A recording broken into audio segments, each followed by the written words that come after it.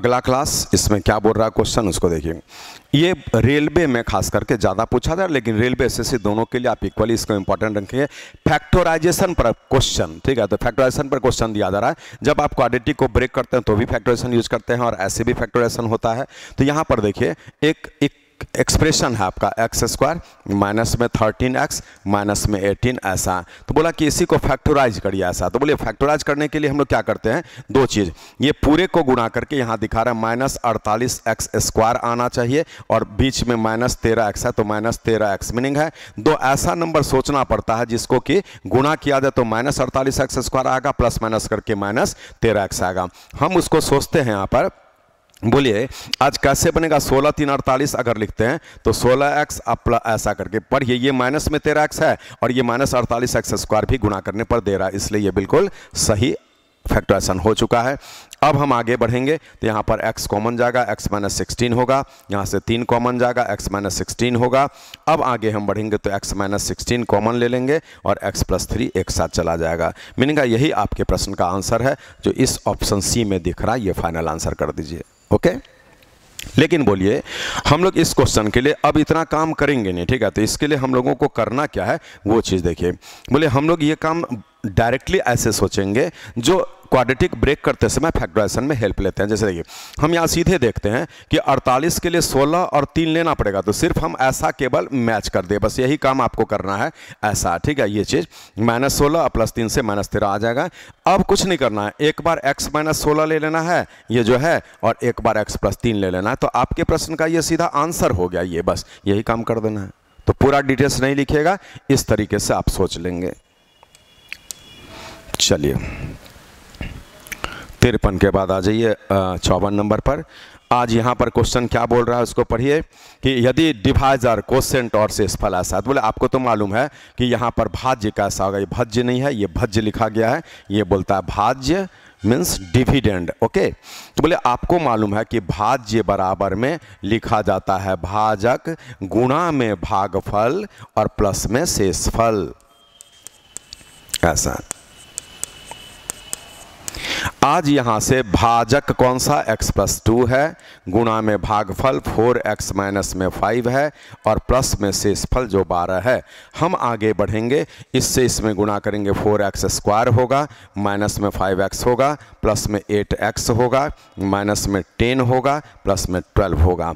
अब यहाँ से बढ़ेंगे तो 4x स्क्वायर प्लस में 3x और प्लस में 2 ऐसा, तो ये जो दिख रहा है यही आपका आंसर होगा। 4x square plus 3x plus 2 यहाँ पर दिख रहा है, जो इस क्वेश्चन का आंसर हो गया। तो क्या है, कुछ भी नहीं है, आपको ये फॉर्मूला मालूम था, इस पर बैठा देना है। ये क्वेश्चन हम लोग अंक पे ज़्यादा करते हैं और इस जगह पर लेटर्स पर आ गया, अल्फ़ाबेट्स पर। ओके, चलिए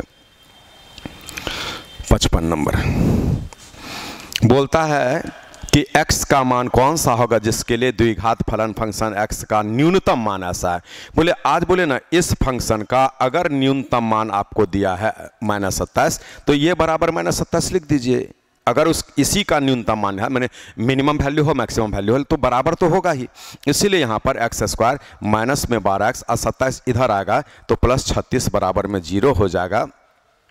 इसको हम लोग ब्रेक करेंगे तो इससे हम लोगों का मान निकलेगा। बोलिए आज यहाँ पर 36 कैसे बनेगा, तो -6 और -6 पढ़िए, यहाँ से ये 36 हो जाएगा गुणा करने से पॉजिटिव और जोड़ करके माइनस में ऐसा, इसीलिए x का मान आपको 6 निकल गया पॉजिटिव। तो ये उत्तर आप लगा देंगे, आंसर हो गया सर। ऑप्शन से भी बैठा दीजिए, मीनिंग है इस फंक्शन में x का मान 6 3 4 ये बैठा कर देखिएगा तो इसी वाले में रिजल्ट -27 आएगा, बाकी में रिजल्ट -27 नहीं आएगा।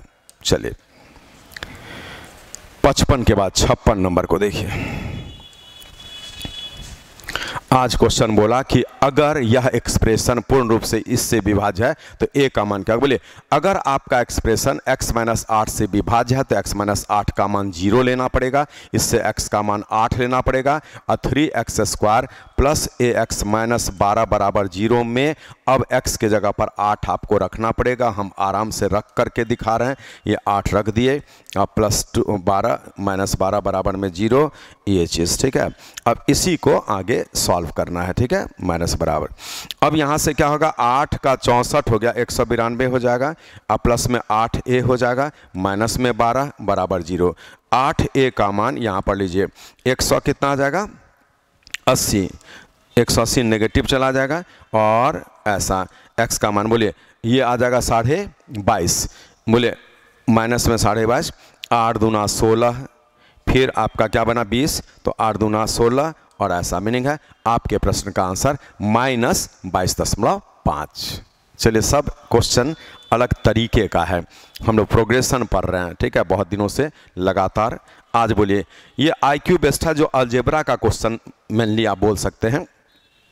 बोले x + y का मान 1 दिया और आज यहाँ जो पूछा है तो बोले हम यहाँ से क्यूबिंग बोथ साइड्स करेंगे, तो लिखागा a³ प्लस में b³ प्लस में 3ab ब्रैकेट a + b ऐसा बराबर में 1 का क्यूब ऐसा।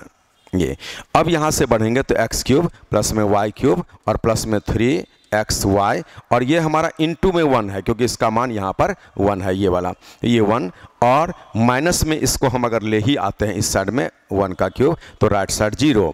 इसीलिए आपको जो क्वेश्चन पूछा था ये एक्सप्रेशन वही एक्सप्रेशन ये लिखा हुआ है, तो यहाँ पर आपको लिख के दिखा रहे हैं x³ है y³ है प्लस में 3xy है माइनस में 1 है और बराबर में 0, तो आपके प्रश्न का ये आंसर हो गया। So easy the situation is, so easy the question is, so easy the solution is. चलिए ये थोड़ा बड़ा क्वेश्चन है, इसमें आपको क्या करना है देखिए, बोला कि ये x + 3 से पूर्णतया विभाज्य, बोले x + 3 से पूर्णतया विभाज्य हमने भाग देने पर तो ये पहला काम हो गया कि इसको 0 करके x का मान -3 ले लेंगे और 23 बचता है, मीनिंग है आज इसमें 3x के जगह पर ये मान बैठाइएगा, उसमें इस वाले में ये 3x² है मान बैठाएंगे, प्लस में a x के जगह पर मान बैठाएंगे प्लस में b और यही बराबर में आपको 23 जो बचता है शेष पर पूर्णतः विभाज्य होता तो बराबर 0 लिखते, ठीक है। आज यहाँ पर क्या है 27 बन जाएगा पॉजिटिव और माइनस में 3a और प्लस में b और बराबर में 23। अब हम 3a - b कर दिए, इसको उधर भेजकर तो बराबर में 4 आ गया, हमारा एक इक्वेशन बन गया 3a - b बराबर 4। चलिए अब उसी प्रकार यहाँ पर आइए, ये लिखा है x² प्लस में 2bx प्लस में a और बराबर में यहाँ पर क्या बोला 4 बचता है 4, लेकिन उससे पहले x - 3 से भाग देने पर इसीलिए यहाँ x का मान आप जो है 3 ले लिए। अब ये 3 बैठा देंगे प्लस में 2b और यहाँ पर 3 बैठा देंगे और प्लस में a बराबर में 4, तो यहाँ से क्या बन रहा पढ़िए a प्लस में 6b बराबर में ये माइनस में 5 आ रहा है, थोड़ा देख लेंगे 4 3 3 ऐसा माइनस में 5। अब यहीं से हम लोगों को क्या करना है, इसको मल्टीप्लाई करना, बोले आज इसको 6 से गुणा किया जाए तो यहाँ पर 18a बन जाएगा और माइनस में 6b हो जाएगा और यहाँ से 6 4 24 हो जाएगा। अब हम आगे बढ़ेंगे तो ये तो कट गया है और यहाँ पर 19a बराबर में 19 हो गया, a का मान 1 हो गया और a का मान 1 हो जाएगा तो b का मान आप निकाल लीजिए, b उधर चला जाएगा तो -1 हो जाएगा और तब बोला है डिमांड a - b का मान क्या होगा, तो बैठाइए a क्या है प्लस b, a + b जो 1 - 1 बराबर 0, आपके प्रश्न का आंसर 0 आ गया। बहुत अच्छा क्वेश्चन है, 58 को टिक आउट करके आप रखेंगे। चलिए ठीक है, तो ये इसका सॉल्यूशन आप नोट कर सकते हैं, रिवाइंड करके घर पे भी देखेंगे उससे भी नोट कर लेंगे।